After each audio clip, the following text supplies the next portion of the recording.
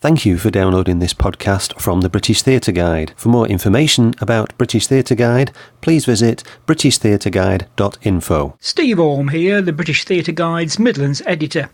I'm at Nottingham Playhouse, where the big autumn production is Rebecca Lenkovich's adaptation of Ibsen's An Enemy of the People.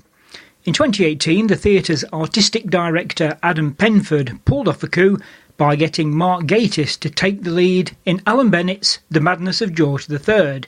Now he's persuaded Alex Kingston to play Dr Teresa Stockman in An Enemy of the People. In Ibsen's original, the part was played by a man. She discovers the spa waters in the town where they live is poisoned and thinks she'll be treated as a heroine for saving the community. But the mayor accuses her of threatening the town's livelihood. In a moment we'll hear from Donna Banya, who's playing Petra, Dr Stockman's daughter. But first, Deka Walmsley, who plays Christopher Stockman, talks about having to advise his wife about the possible devastating consequences of her actions. Well, it's a job of a husband, isn't it? I think maybe, or a job of a partner to kind of say what's best, what's the best way forward. I think most relationships have somebody who would hopefully proffer advice, if he thinks, and he does, he thinks she doesn't always see the consequences of what she's about to do, and I think it's a good side of him that he says, but what about, or what if? But she's such a determined character that I end up saying it quite a lot, There is one point, though, where your character turns and gives her 100% backing. Do you feel that that's justified? Well, it's what's in the play. It's justified because it says it on the page, and it's up to me to work out why. Sometimes you end up in a rehearsal room going, but why would he do this? And the answer is because he does. And you have to, as an actor, it's part of your job to find a cohesive path through different characters' actions or statements, and not to argue about whether they should say it or not, It's certainly challenging. But, I just think you behave in conflicting ways in everyday life, Sometimes positively, sometimes negatively, so there's no reason why a character in a play wouldn't. It's an interesting relationship because in the original, Dr Stockman was a man and his wife was in it, so the genders have been swapped. Does that make it more interesting as a role for you to play? It makes it possible as a role for me to play, but I don't really concern myself with the original play because it's not the play we're doing. So I haven't really spent much time thinking, what did his wife do in the original? Because it's of no help to me in the end. I just treat this as the written version of An Enemy of the People and say, well, what motivates him to do this? How does he arrive at this? How can I find a path through it, So I think I would tie myself up in knots if I started thinking about the original, because it's not I'm a firm believer in it's what's on the page that counts, and that's where you always go back to, and that's where you start. And on the page, he's a man that's married to a woman who is a doctor. And that's maybe like an old-fashioned way of looking at it, but I don't know, it just seems like the obvious way to look at it to me. It sounds the best way to do it. So what do you make of this modern adaptation? I think it's really strong. I think it's challenging. I think it certainly works.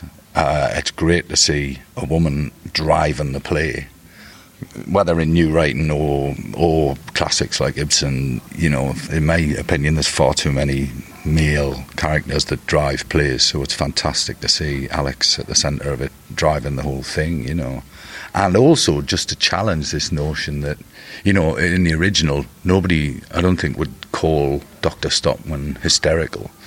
And so there's a real challenge to an audience to say, here's a woman in exactly the same position, and just because she's a woman, are you going to dismiss it because you think she's being hysterical or getting... Somebody said in a talk back, she's very emotional. And I thought, well, that doesn't mean anything. Emotional in what way? Is she angry? Is she sad? Is she jealous? Is she whatever? So it wasn't very helpful. But they wouldn't have said that if the character had been played by a man, they wouldn't have called him hysterical or emotional. They would have said he was forthright or, powerful or something like that. So it's been really good to see those kind of notions challenged by swapping the genders. And what's Alex Kingston like to work with? She's a nightmare. She's an absolute nightmare. No, she's been nothing but generous, and she's like all the company. Most company of actors are really generous, open people, because you have to be in order to get on, in order to do the play justice. And she's no different from any other member of the company. She's been absolutely involved and immersed in it, and committed to it. So it's been a real pleasure to work with her. This is the second play you've done at Nottingham Playhouse. Last year you did Wonderland, the Beth Steele play about the miners' strike. Yeah. And you played a bit of a different character there, the Colonel, who was the one who was trying to keep everybody's feet on the ground while a lot of people were losing their heads. So what was that like to play? It's becoming a running theme, isn't it? It's like there must be something about me that's like a peacekeeper or or old. One of the two, or an old peacekeeper. No, he was a great character. Ostensibly, it's Beth's dad, I think. I mean, I hope she didn't mind me saying that, but I think that's where it came from. And, you could do all your research on the script, but all you need to do really is just meet Beth's dad for half an hour, and there's the character right there. No, it was Adam's first show as artistic director as well, so it was really nice to be involved in it from the off. And I really, really enjoyed it. There was a lot of water in that too. So I got very wet in that too. Although in this one I don't get quite so wet, because me and my compatriot Donna very cleverly staged it so that we are out of the rain and we just watch everybody else getting wet. Yeah, you mentioned Adam there, Adam Penford, the artistic director. He's been here for about 15 months now, and he seems to have rejuvenated the theatre and got everybody giving a lot of enthusiasm to the building. Do you feel that? Well, in the brief time that I'm here, yes. I mean, I don't see what happens, in between the two productions, but there's certainly the people I stay with are amazed at the work that he's doing. You stay in digs when you come up, and she's full of enthusiasm for it. And he's only about 12, isn't he? So he should have energy and drive. I remember when I met him, you get used to artistic directors of theatre being, sort of a certain age and with a weight of experience behind them. And I walked into the room when I met him the first time, and I thought, are we waiting for the artistic director, or are you it? Because he seemed so young. But he's been great, and I hope that he is doing, as you say. I mean, I trust he is. The houses seem really good, and the programming seems exciting. So I hope so, for Nottingham's sake, because every city needs a big, thriving, producing theatre at its heart, because it's really important in life. It's like libraries closing. Well, if you need a theatre, and you need a theatre that people feel able to access and to feel a part of, and to feel that it reflects things about their lives, as well as, which is a good reason for doing this, because it's such a topical play. Even though it was written in the 1800s, it's incredibly relevant to now, and to the way that people who speak out about things are shut down and labelled. And so hats off to him. I think he's doing a great job. What's he like to work with? How does he work in the rehearsal room, for instance? He's no different to most other directors I've worked with. He trusts actors, which is essential. He has a vision of what he wants to do, but he's very easy to work with, because he trusts the actors. He values you have as much input as he does, and I think that's the mark of a good director to me, that says, what can you bring? I've worked with lots of directors who will remain nameless, who try and pour you into a mould, but he doesn't do that. He just he casts you for a reason, and he casts you because you have an input to make. So he's been nothing but kind and enlightening to me. We mentioned Wonderland earlier, the play about the miners' strike. You've been in quite a few things to do with miners, haven't you? Billy Elliot, the musical, and the Pitman Painters. Yeah. Any idea why that is, why you're attracted to those sort of shows? I don't know whether I'm attracted to lots of kind of things. I mean, I was in them because I got offered the jobs and they were good scripts. You know, there's the honest answer. But I love new writing. So Pitman Painters was just a really exciting project to be part of. But I also am from a sort of, like me and Lee Hall, Trevor Fox, Charlie Hardwick, Joe Caffrey, all actors that from the same town, the same youth theatre, that had like an open door policy. Nobody wanted to be an actor. It was like going to a youth club, but instead of playing ping pong, you made up plays, you know. And it was just such a starting point for all of us, you know. So, and I've had that relationship with Lee Hall for 35, 40 years, you know. So when he writes things, I get to find out about them quickly because I know him, you know. But no, I mean, I waffled on, but in answer to your question, I just think I wouldn't have been in them if I wasn't attracted to them as brilliant bits of storytelling. And I don't care what the play is about to some extent, as long as it's brilliantly written, because it makes me look better, which appeals to my vanity, and it also makes my job easier, you know. And those two plays and Wonderland were brilliantly written, so I jumped at it. You've also you also played the porter in Macbeth at the National recently. How was that as an experience? Well, it was like a remount of this, because I took it on tour, and in the original, my best mate Trevor Fox was the porter. And he had another job, and luckily they offered it to me. So you were sort of constricted a little bit by the fact that it was a remount. Although you were very more than welcome to bring your own take on it, which I tried to do. But I had a great time. We were on tour for 20 weeks in all, which brings its own set of challenges. But you know, in the glass half full scenario, I got to go to cities I've never been to before. I got to explore those. I'm a liar if I said I didn't get sick of doing the play sometimes, because doing a play for 20 weeks on tour is quite tricky. But I think I've kind of done this for long enough now to kind of realise it's not life and death, and you give your best when you can, and if you're tired you end up not giving your best, and that's just a fact and a reality, and any actor who says different is a liar. So yeah, no, I enjoyed it, but it was a long job.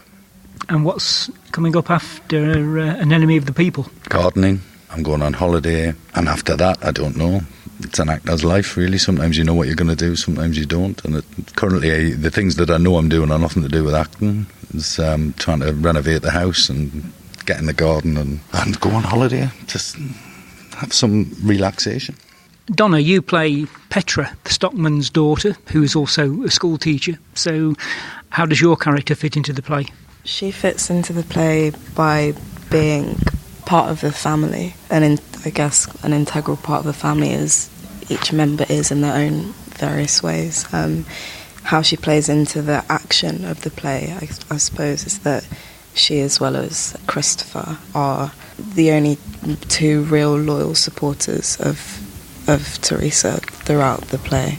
They're there throughout it all, out of a sense, I suppose, of duty, but just love also. You stick by the ones that you love, even when they're, making decisions that affect you, perhaps in a negative way. Is it an enjoyable role to play? It is an enjoyable role to play. There's a lot of listening that you have to do in this play, I find. Active listening, which when you're working with people who like to stretch into their performance in a different way every night, it is very fun, because as you're listening, you realise, I need to play this differently tonight because this isn't the same as it was yesterday, and it kind of it makes it exciting as a part.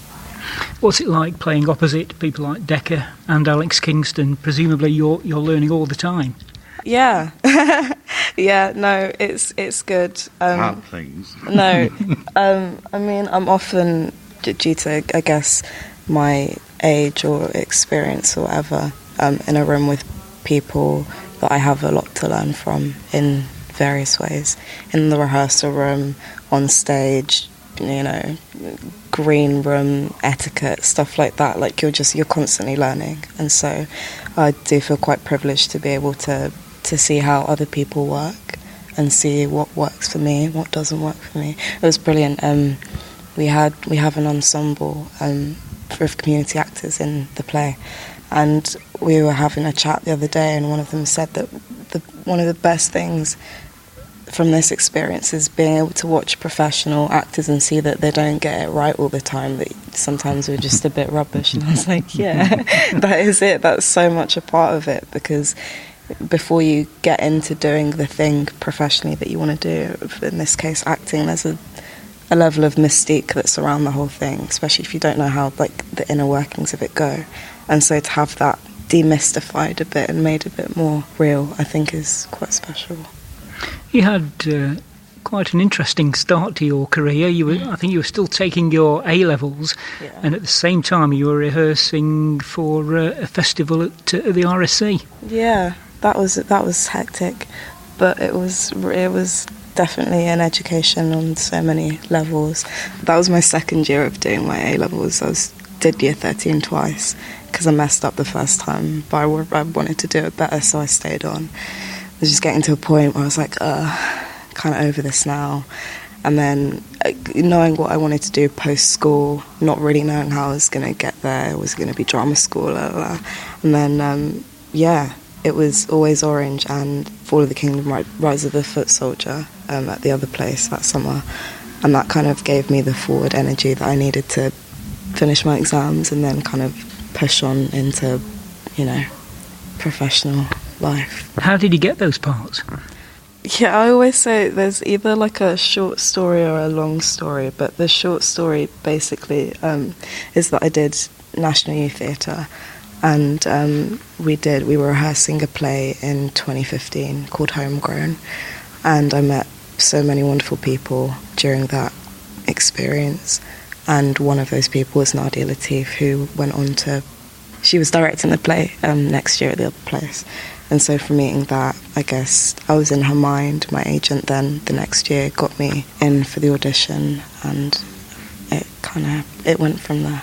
And that's not your only experience of the RSC so far, is it? No, that was my first. My second was last year, where I was in the summer company doing Romeo and Juliet and Macbeth.